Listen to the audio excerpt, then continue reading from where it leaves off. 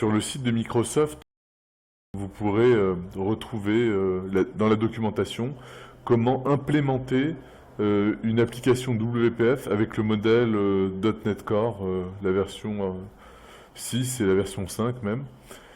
Et je vous ai mis dans les sources ici un nouveau projet, un projet de base justement que Microsoft propose de customiser pour vous expliquer comment ça fonctionne. Commençons par le point d'entrée de l'application, donc le appxml.cs.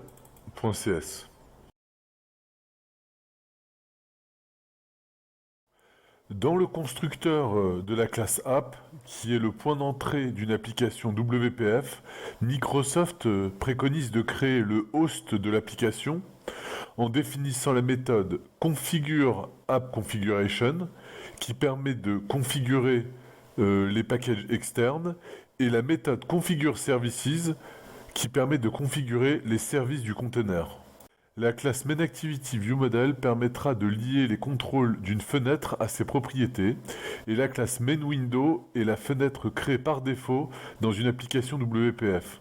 On liera cette fenêtre et ce ViewModel dans la vue XAML de cette fenêtre. La classe MainWindow contiendra une partie code avec un constructeur et une partie présentation en XAML. Cette page principale mainwindow.xaml contiendra les contrôles graphiques à afficher. Une chose importante, c'est que le host de l'application sera enregistré de façon globale à la classe app et statique.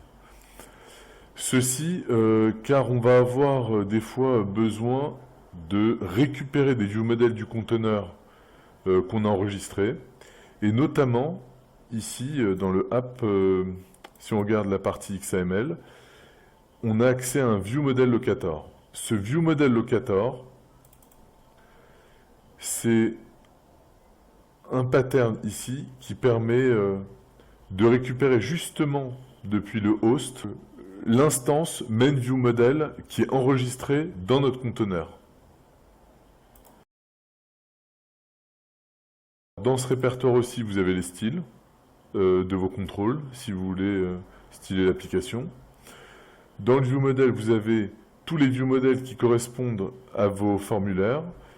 Et ici, ce qu'on appelle des commandes, des async commandes et des relais commandes, qui permettent donc en MVVM de modéliser les clics et les événements des contrôles de façon assez générique et surtout indépendante de l'interface graphique, complètement liée au ViewModel.